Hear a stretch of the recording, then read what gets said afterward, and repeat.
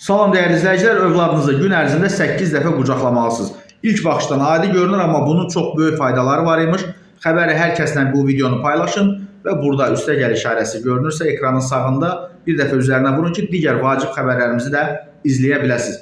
Psixoloqlar uzun müddətdir fiziki təmasın gücündən danışırlar. Lakin bir çox valideyn hələ də adi qucaqlaşmanın əhəmiyyətini kifayət qədər qiymətləndirmir. Halbuki məhz qucaqlaşma uşaqlarda təhlükəsizlik hissini sözlərdən daha güclü şəkildə formalaşdırır. Yəni mən səni qoruyuram deməkdənsə onu qucaqlayanda uşaq özünü daha çox təhlükəsiz hiss edir. Vəliyyətazın məlumatına görə alimlər qucaqlaşmanı sinir sistemi üçün təbii dayaq nöqtəsi adlandırırlar. Mütəxəssislərin fikrincə uşağı gündə ən azı 8 dəfə qucaqlamaq heç də şişirdilmiş bir tövsiyə deyil. Araşdırmalar göstərir ki, qucaqlaşma zamanı uşağın orqanizmində stres hormonu olan kortizolin səviyyəsi azalır. Bu isə onun streslə daha asan mübarizə aparmasına və tez sakitləşməsinə kömək edir. Eyni zamanda bağlılıq hormonu kimi tanınan oksitosin hormonunun səviyyəsi artır. Bu hormon uşaqla valideyn arasında emosional əlaqəni gücləndirir. Pediatrlar bildirirlər ki, tez-tez qucaqlanan uşaqlar emosiyalarını daha yaxşı idarə edə bilirlər. Onlar hisslərini daha rahat ifadə edir və böyüklərə daha çox güvənirlər.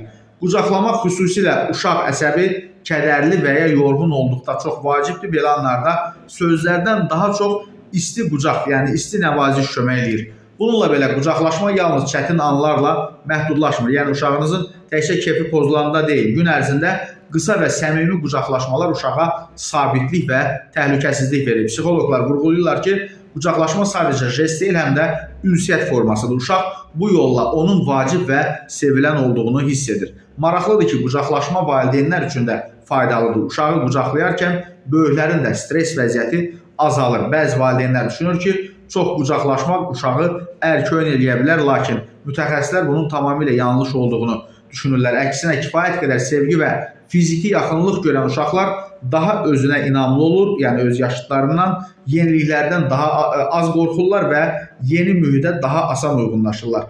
Qucaqlamaq həm də sağlam özünə qiymətin formalaşmasına kömək edir. Uşaq şərtsiz qəbul olunduğunu hiss edir. Vacib olan qucaqlaşmanın səmimi olmağıdır. Bu səmimiyyəti uşağa ötürmək. Uşaqlar bu hissin həqiqi olub olmadığını çox tez başa düşürlər. Əgər uşaq uzun qucaqlaşmaları sevmirsə, bunu qısa təmaslarla əvəz eləmək olar. Belə uşaqlar da var, çox uzun qucaqlaşmalardan nətər deyirlər, canları sıxılır və əsas olan müntəzəmlik, yəni daimlik və sevgi hissidir. Qucaqlamaq gündəlik həyatın bir hissəsinə çevrildikdə uşaq emosional baxımdan daha dayanıqlı böyüyür və bu təməl onun bütün həyatına təsir göstərir. Yəni bu da pulla deyil. Övladınızı nə qədər bacarsınız qucaqlayın, ona öz emosiyalarınızı ötürün ki, gələcəkdə belə deyil, sizə daha çox güvənsin, elə indinin özündə də.